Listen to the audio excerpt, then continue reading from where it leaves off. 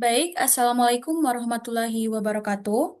Puji syukur kehadirat Tuhan Yang Maha Kuasa, karena berkat rahmat dan karunia-Nya, kami dapat menyelesaikan tugas dan melakukan presentasi. Adapun tujuan dari presentasi ini adalah dalam rangka memenuhi tugas teknologi informasi dan perancangan database, yang mana dosen pengampunya adalah Ibu Isanima Zulfi, Sarjana Ekonomi, Master of Accounting. Sebelumnya, izinkan kami memperkenalkan diri. Perkenalkan, saya Zakia Putri Nadira dengan NIM 25105311026 selaku moderator dan rekan saya. Saya Sandra Faza Kintara dengan NIM 2510532082. Saya Alicia Putri Wulansidi dengan NIM 2510532084. Dan saya Kiranat Silakahla dengan NIM 2510533060. Baik, next slide. Baik, pada tugas pengaplikasian rumus Excel pada UMKM, di sini kami memilih UMKM pecah belah, yang mana UMKM ini berlokasi di Jalan Bypass Simpang Lampu Merah Unan dengan nama Toko Berkat. Usaha ini menjual pecah belah dimulai dari harga 5.000. Alasan kami memilih UMKM pecah belah adalah karena memiliki produk yang beragam, sehingga sesuai dijadikan data referensi untuk tugas ini. Baik, next slide. Berikut merupakan data awal dari yang akan kami olah. Di sini data awalnya terdiri dari nomor, kemudian ada kode barang, kode produk, nama barang, kategori, harga, kuantitas terjual, serta tabel bantu yang akan kami gunakan pada saat membuat atau menggunakan rumus HLOOKUP dan juga VLOOKUP. Next slide.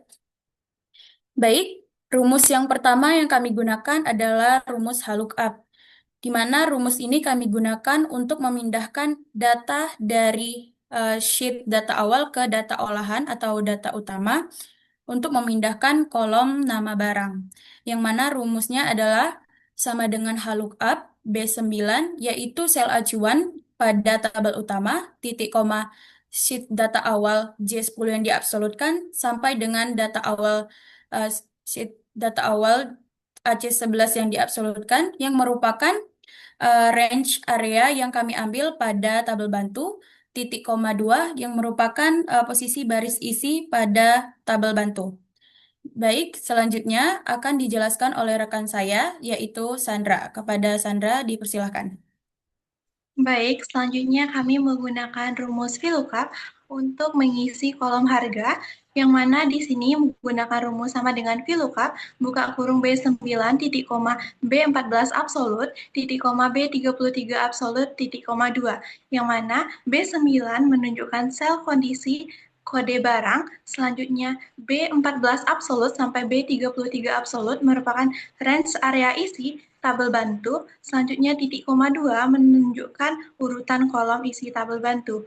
Nah, di sini kita akan menentukan harga barang dari tabel awal tersebut. Nah, baik slide.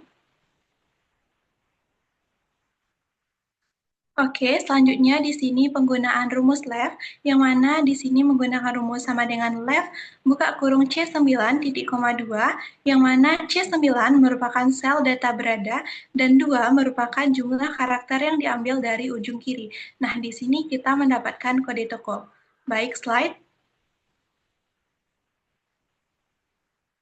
Oke, selanjutnya di sini kita menggunakan rumus NEAT untuk menentukan kode kategori, yang mana di sini menggunakan rumus sama dengan NEAT, buka kurung C9, titik koma 4, titik koma 3, yang mana C9 adalah sel data berada, dan selanjutnya 4 adalah posisi keberapa karakter yang diambil, dan selanjutnya 3 adalah jumlah karakter yang diambil, sehingga di sini kita mendapatkan kode kategori. Baik, slide selanjutnya. Oke, selanjutnya di sini kami menggunakan rumus right, yang mana sama dengan right, buka kurung C9, titik koma 2, yang mana C9 merupakan sel data berada, dan 2 merupakan jumlah karakter yang diambil dari ujung kanan. Nah, di sini kita mendapatkan nomor urut dari toko. Oke, baik. Sekian dari saya kembalikan kepada moderator.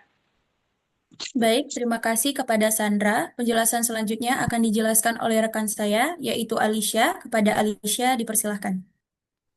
Baik, saya Alicia akan menjelaskan yaitu penggunaan rumus perkalian. Pada bagian ini, kami menggunakan rumus perkalian untuk menghitung total sebelum diskon dari setiap produk pecah belah. Rumus yang digunakan adalah harga dikali terjual atau F9 dikali G9. Hasilnya menunjukkan total pendapatan dari masing-masing barang yang dijual. Selanjutnya, penggunaan rumus IFOR.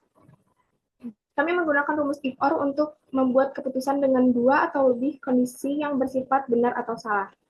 Dengan rumus sama dengan if buka kurung or buka kurung G9 lebih dari 10, titik koma K9 lebih dari 300.000, titik koma, tanda kutip laris, tanda kutip, titik koma, if buka kurung or buka kurung G9 kurang dari 10, titik koma, K9 kurang dari 300.000, titik koma, tanda kutip, biasa tanda kutip, titik koma, 0 tutup kurung, tutup kurung.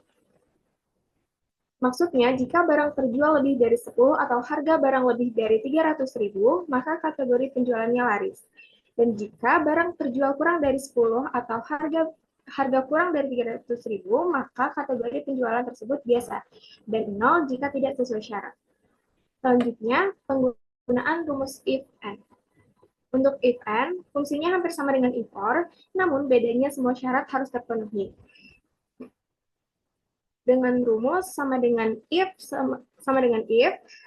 buka kurung a buka kurung n buka kurung S9 sama dengan tanda kutip peralatan tanda kutip titik koma K9 lebih dari sama dengan 300.000 tutup kurung titik koma 10% titik koma if buka kurung n buka kurung S9 sama dengan tanda kutip alat masak tanda kutip titik koma K9 lebih dari sama dengan 300.000 tutup kurung titik koma 10% titik koma 0 tutup kurung. Maksudnya jika kategori barang sama dengan peralatan dan total sebelum diskon lebih sama dengan 300.000, maka barang tersebut didiskon 10%. Jika kategori barang sama dengan alat masak dan total sebelum diskon lebih sama dengan 300.000, maka barang tersebut didiskon 10%. Dan 0 jika tidak sesuai syarat. Selanjutnya, penggunaan if dan absolute. Kami menggunakan rumus if dengan kombinasi absolut, referensi absolut ditandai dengan tanda $. Dengan begitu, hasil analisis tetap konsisten meskipun data diperbanyak. Nah, rumusnya ini sama dengan if buka kurung M9 sama dengan 10%, titik koma, K9 dikali D5 diabsolutkan, titik koma, 0 buka tutup kurung. Maksudnya jika diskon sama dengan 10%, maka total sebelum diskon dikali 10% akan menghasilkan berapa besarnya potongan. Baik, saya akan alihkan lagi ke moderator. Terima kasih Alicia atas penjelasannya. Baik, untuk penjelasan selanjutnya akan dijelaskan oleh rekan saya, yaitu Kirana. Kepada Kirana, dipersilahkan. Baik, selanjutnya saya akan menjelaskan penggunaan rumus kurang, di mana untuk menentukan harga setelah diskon ini kita membutuhkan data pada sel K9, yang mana data K ini merupakan total sebelum diskon yang akan dikurangi dengan besar potongan, yaitu pada sel N9. Sehingga dari rumus tersebut kita dapat menentukan harga setelah diskon. Selanjutnya yaitu penggunaan rumus SUM. SUM ini berfungsi untuk menjumlahkan data dari yang kita butuhkan.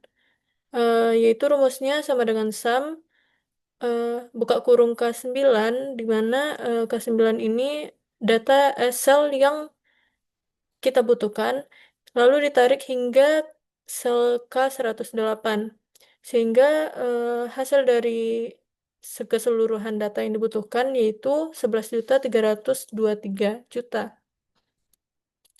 Selanjutnya untuk menghitung data besar potongan dengan rumus sum N9 lalu sampai dengan N108 sehingga total dari keseluruhan data N Yang kita butuhkan yaitu 326.326.300. Selanjutnya yaitu penggunaan rumus sum if. Untuk menentukan jumlah barang yang terjual, kita membutuhkan rumus sum if, yaitu dengan mengabsolutkan data D9, sel D9 sampai dengan D108, yang mana pada sel D ini merupakan nama barang, lalu titik koma yaitu kategorinya. Di sini kami tidak mengetikkan gelas kaca, tapi untuk mempermudah kami menggunakan sel D112, yang mana isi dari D112 ini merupakan gelas kaca, lalu titik koma G9 yang sampai dengan G108 yang diabsolutkan, yang mana pada sel G ini merupakan data terjual. Sehingga jumlah dari keseluruhan keseluruhan data yang dibutuhkan dengan kategori gelas kaca merupakan 47 unit.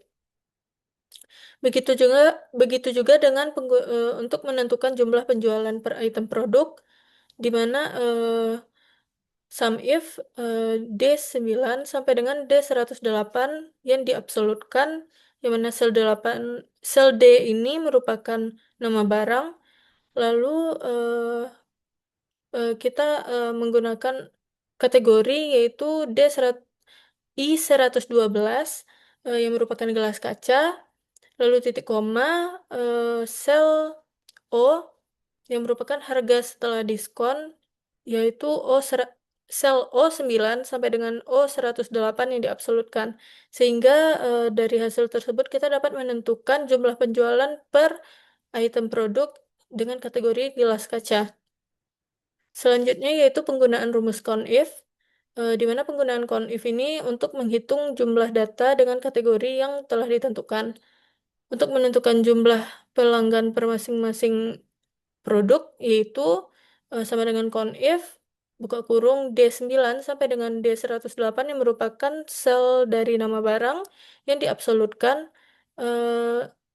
dengan kategori M112 yang merupakan gelas kaca, lalu tutup kurung, sehingga dapat diketahui bahwa total dari data pelanggan yang membeli gelas kaca merupakan sebanyak 5 buah. Baik, selanjutnya saya kembalikan kepada moderator. Terima kasih, Kirana. Baik, itu tadi penjelasan dari kami mengenai pengaplikasian rumus Excel pada data UMKM. Kami harap penjelasan kami ini dapat bermanfaat, serta besar harapan kami mendapatkan nilai yang sebaik-baiknya pada tugas ini. Untuk segala kekurangan dan kesalahan kami mohon maaf. Terima kasih sudah menyaksikan. Wassalamualaikum warahmatullahi wabarakatuh.